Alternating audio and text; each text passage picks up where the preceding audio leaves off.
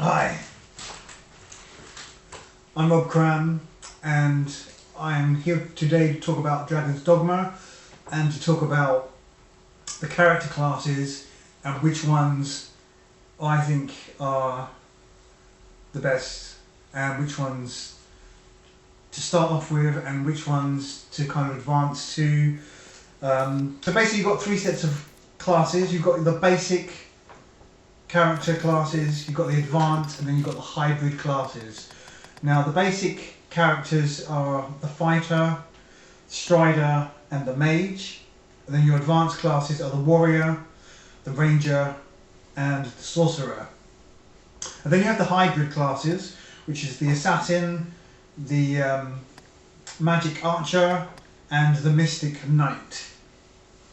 So when you begin the game, you won't be able to access the hybrid classes. You'll have to either choose one of the advanced or basic classes, and then once you reach, I think it's level 10, I'm not 100% sure on that, but once you reach a certain level, you'll then be able to change your vocation at the Grand Soren Inn for 1,000 points, maybe 1,500 points.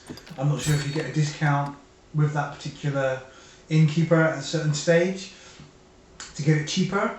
So once you've changed, so you can change your vocation to suit your gameplay style. So you may start off with a basic and think, right, yeah, I'm enjoying playing as a fighter, but I want to upgrade to a different character class. You can do that at any time in the game as long as you've got enough points, and you gain those points by completing quests and defeating enemies, etc, etc. So we're going to look at the classes for a moment here, and they all kind of play reasonably differently. Some have kind of facets that are similar to other classes, but generally they're different enough for you to adopt a certain play style with them. So you start off with the fighter class. Now this is your standard warrior type class who comes equipped with a shield, a sword.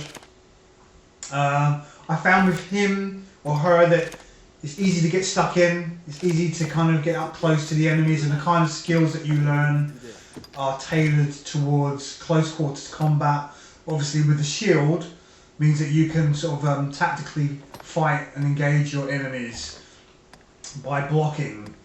Now things like the dodge roll, or dodging and rolling out the way, these are kind of skills that you don't get at the beginning of the game. You have to add them to your overall core skills, which will only work with certain classes.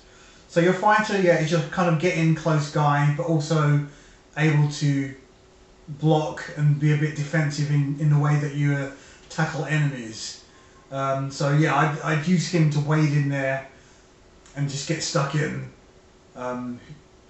being aware of that you have quite a high defense level with that shield.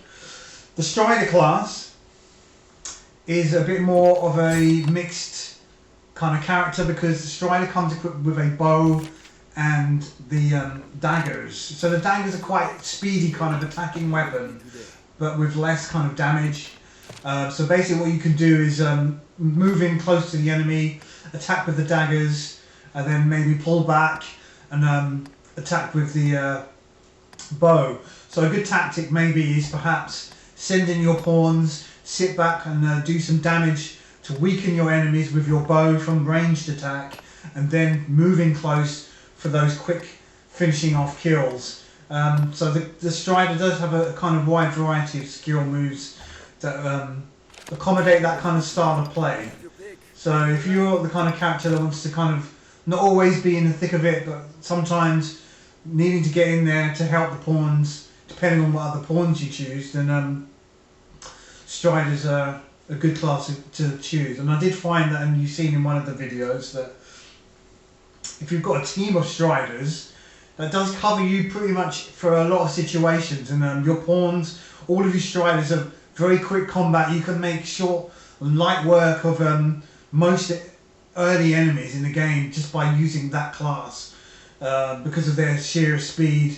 And obviously once you've upgraded the vocation, they do get quite a few flashy moves available to them. Next up is a mage. Again, this is a different kind of style to the other two in the sense that it's more a support ranged character. It's not the kind of character that you'll use to get up close and start getting stuck in there, because what will happen is you'll end up trying to cast spells and you'll be taking damage while you're trying to cast the spells, because it's a bit of a slow process. So basically, hang slightly back. You can sort of target where you're going to point your support spells, or who you're going to put it on, or your attacking spells you can target where they're going to land, although you have to be warned the range is not so great that you can just be miles away from any kind of encounter and tackle the situation that way. So I think the mage's skills, they do become very powerful once you get to the high end of the vocation. And if you've seen my support pawn, Maggie, she's now pretty formidable, almost maxed out, I believe, in terms of her mage skill, and I've kept her as a mage. And she's got a nice electric whip, huge comet fire attack that just ignites a whole entire area. So once you've leveled up that mage, very rewarding gameplay, plus you've got that ability to heal your teammates. And I think the mage possibly is the only class that can actually do the healing of the teammates. I've not really seen that with the sorcerer. So we'll move on to the advanced class. The warrior is a completely different playstyle to the other sword-based characters. You've got the heavy weapons, that's your main kind of format, and then you've got the kind of defensive level of the character, because there is actually no blocking with the warrior class, and there's very few options to actually evade attacks. So you're kind of tank-based gameplay where you get stuck in and you've got wide swings of your big weapons for clearing out groups of enemies. I'm not sure how effective the warrior is at more focused attacks on, say, single enemies, but in terms of grouped enemies, the warrior is pretty decent at swiping, especially goblins and fast-moving enemies. Although I will say, certain enemies will back away from your slow strikes, which can be a bit frustrating. So you've really got to tactically time your strikes to when an enemy's within range of your sword's swings, which is an interesting facet of the gameplay. But I'll say warrior is very challenging kind of gameplay to adopt, and not something I would recommend starting off with unless you're really quite competent with this kind of style of gameplay. The ranger is kind of similar to the strider in that it's got daggers, but this time it's got a longbow instead of a bow. Now that's a big difference. The longbow is obviously a lot more powerful than the normal bow, and that gives you again the same kind of facet of being able to range attack, and then when required getting close with some speedy dagger style attacks. So I think the ranger and strider are very similar, but in terms of it's the range, the ranger definitely has the edge in that regard, and also the power of the bow strikes are far more accomplished than with the strider. So if you really want to focus on those long range attacks, then that's the class to go for. Sorcerer again is a very similar class to the mage, pretty much the same actually when you start out. But I think what I've noticed is that the sorcerer's attack power compared to the mage is has a bit more oomph to it. He starts well. The skills that they have start out exactly the same, but I think as you progress, you'll earn more offensive skills for the sorcerer, making a more formidable kind of fighting character. I have not seen any support skills in terms of health, but there are support skills in terms of the boons, which is like a fire boon or ice boon or dark boon, which imbues your pawn's weapons with whatever element that you're aiming at. So definitely a mixture of support but offensive, a bit more offensive than the mage. So I assume that's why it's an advanced class. So the hybrid classes, You've got the Mystic Knight, which has swords, maces, and a staff, and obviously the magic shield. So it's kind of a combination of mage or sorcerer type character fused with the fighter, but in its own way, because the shield is a kind of a different style of shield compared to what you've seen with the fighter. It's a heavy shield, and it's a shield that you will block attacks and counter attack with. You time those blocks, your enemies will then, and whatever element you've equipped to your shield will reflect into the enemy, causing additional damage. So it's very much a counter-attack based character in terms of that shield.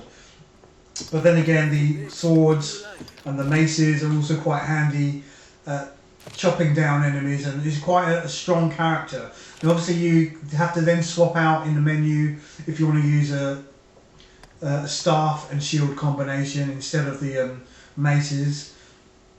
And that gives you the more attacking, offensive based magic attacks combined with the shield. So it's a very kind of interesting character to play as. You kind of get a good mixture of close quarter combat, ranged combat, magic, and I can see why it's an extra advanced character to play as, and very interesting, and I think a good general all-rounder character, probably one of the most balanced characters in the game. Then you've got the assassin. Now I found the assassin which has got daggers, bows, and sword as well, and the shield. It's a kind of cross between the fighter and the strider, with a bit of ranger thrown in as well. The skills base for the assassin, which is quite interesting, are related to night time. So when you travel at night time with the assassin class, you'll find that a lot of the skills that you can earn are based on the night time, such as you'll get increased damage output when you're travelling at night time or fighting at night time, or half the damage inflicted upon you when you're at night time. So things like really playing into the dark assassin character. But in terms of play style, it's very much, again, just like the Mystic Knight, very kind of broad range of abilities being crossed between the fighter to getting close, and obviously the strider with its daggers and getting close there, and then obviously the bow for a bit more long ranged. So again, it's a pretty cool class. I think all the hybrid classes are the most desirable, and what most people, aside from the warrior, are going to stick with at the end of the day, unless you want to specialise in being the warrior or perhaps the sorcerer or mage. Then finally you've got the magic archer, which is a kind of more, again, similar to the strider in terms that you've got the bow, but this time it's a magic bow, and the magic bow offers you a bit more scope in terms of your ranged attacks compared to just a standard bow. And then you obviously got the daggers and the staff, so you can then swap things around and play it being an offensive mage style character, or you can then use the daggers and get up close and be that kind of quick attacking character. So there's a wide range of abilities mixed with this particular hybrid character, as with the other two, allowing you to kind of adopt different approaches to whatever situation that you're faced with. And I think that's the bonus of the hybrid classes, that they give you that versatility to change up your approach to the situation as and when you need to. So that offers you the versatility without having to run back to Grand Soren, switch your vocation to a more special